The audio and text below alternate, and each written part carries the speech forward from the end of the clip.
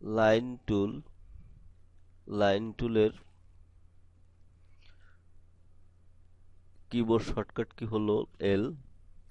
Keyboard থেকে যদি এল চাপ দেন তাহলে এই লাইন টুলটা অ্যাক্টিভেট হবে।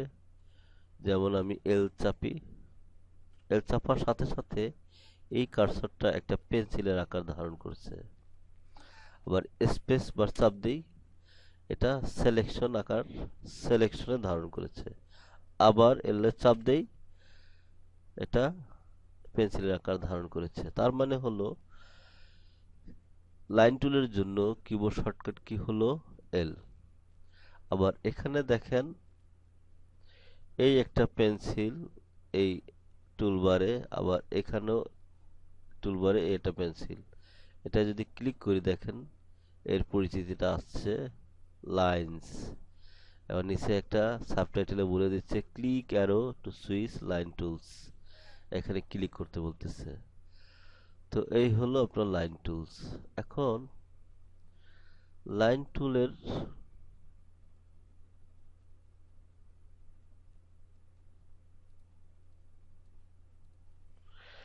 দিয়ে কিছু রেখা আঁকি, দেখি কি হয়।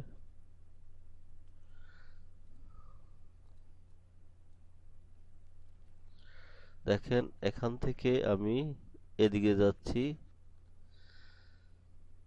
তো রেখাটা হচ্ছে সবুজ। এখান থেকে যাচ্ছি এদিকে, এই দেখেন ক্লিক করার আগ মুহূর্ত পর্যন্ত এই রেখাটা লাল আকার ধারণ করেছে। এখানে একটা ক্লিক করি, লেখাটা কালো হয়ে গেছে। আবার এখান থেকে এদিকে আসি, দেখেন সবুজ আকার, ক্লিক করার আগ পর্যন্ত সবুজ আকার ধারণ করেছে। এখন এইখানে এইখানে এই এই এন্ড পয়েন্ট থেকে গিয়ে কোনখানে দুইটা লাইন গিয়ে মিশতে পারে সেটা কিন্তু আমাকে সেনাফের মাধ্যমে দেখিয়ে দিচ্ছে। এটা হলো স্কেচআপের স্নাফিং এর একটা বড় সুবিধা। তো এইখানে যদি আমি ক্লিকটা করি তাহলে এখানে গিয়ে মিশে যাবে। এখন দেখেন এখানে কিন্তু এই লেখাটা লাল আকার ধারণ করেছে। তো এখন এতটুকু আর্ট ওয়ার্কে আমরা শিখলাম যে রেখা আঁকতে গেলে বিভিন্ন ধরনের আকার ধারণ করে, এবং রেখা দিয়ে কাজ করতে গেলে বিভিন্ন এন্ড পয়েন্ট, মিডল পয়েন্ট, বিভিন্ন ধরনের স্ন্যাপিং দিয়ে স্কেচআপ সুবিধা দিয়ে থাকে। তো এখন আমরা দেখি যে এই কিভাবে কেন এই কালারগুলো ধারণ করার লাইন। যেমন এখান থেকে এদিকে গেলাম, সবুজ হলো কেন? এই সেন্টার বরাবর থেকে এখান থেকে এদিকে একটা অ্যাক্সেস গেছে, এটা সবুজ। এখান থেকে এদিকে একটা অ্যাক্সেস গেছে, এটা লাল। এবং এখান থেকে উপরের দিকে একটা অ্যাক্সেস গেছে, এটা হলো ব্লু, নীল।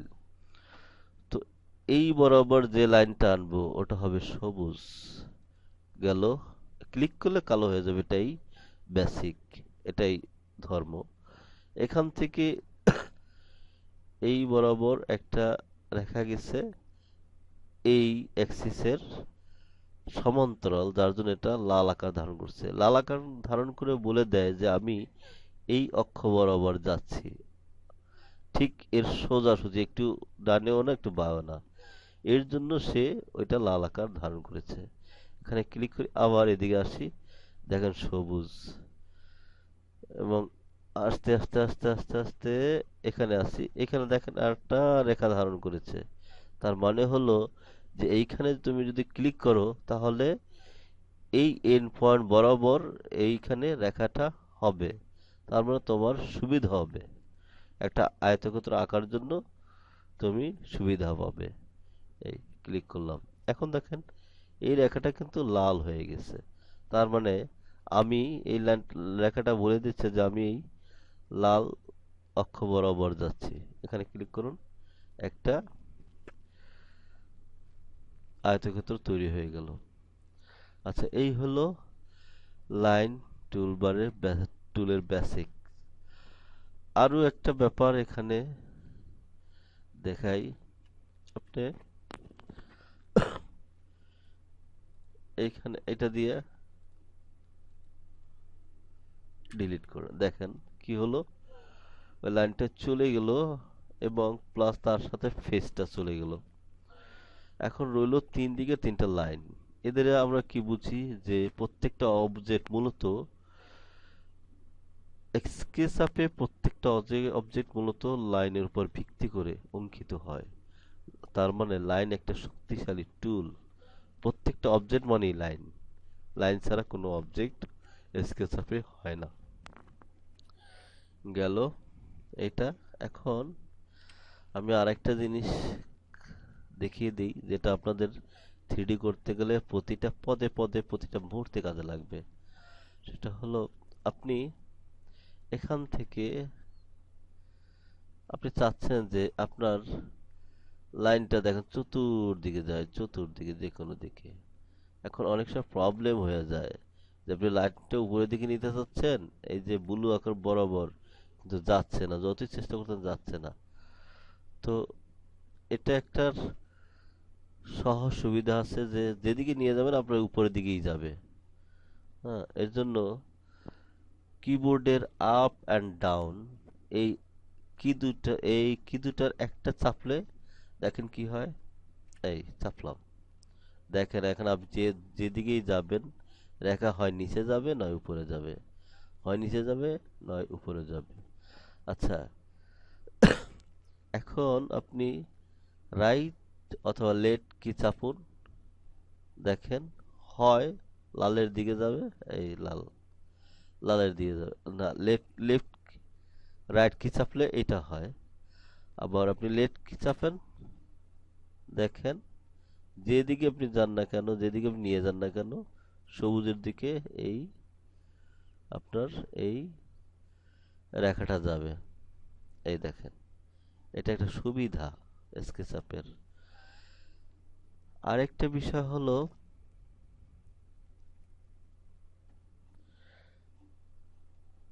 ডাইমেনশন। এই যে দেখেন লেন্থ, এখানে আপনার এই রেখাটা কতটুকু দৈর্ঘ্য তা কিন্তু বলে দিচ্ছে এখানে।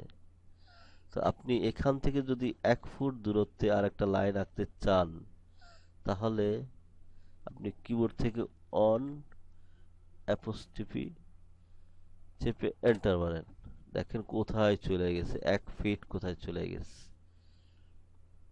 দেখছেন। আপনি ডাইমেনশন দিয়েও আপনি আপনার সঠিক মেজারমেন্টটা নিয়ে আসতে পারবেন।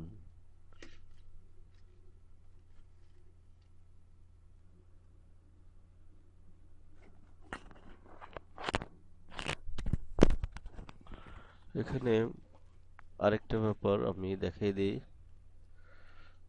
সেটা হলো অনেকেই এই কমন সমস্যাটা পড়ে থাকেন। সেটা হলো আমি একটু কন্ট্রোল জেড দিয়ে আগের মতো নিয়ে আসি।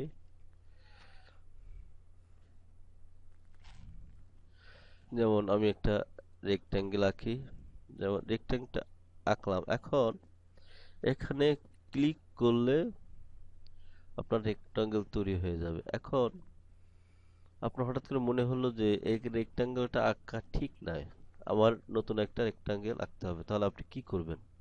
আপনার তো এখানে ক্লিক না করে ক্লিক অনেক করে ফেলবেন, কিন্তু মাঝপথে আপনি এই এটা আপনার এই ফাংশনটা ডিসঅ্যাক্টিভেট করবেন, তখন কি করবেন? এসকেপ চাপবেন, চাপলে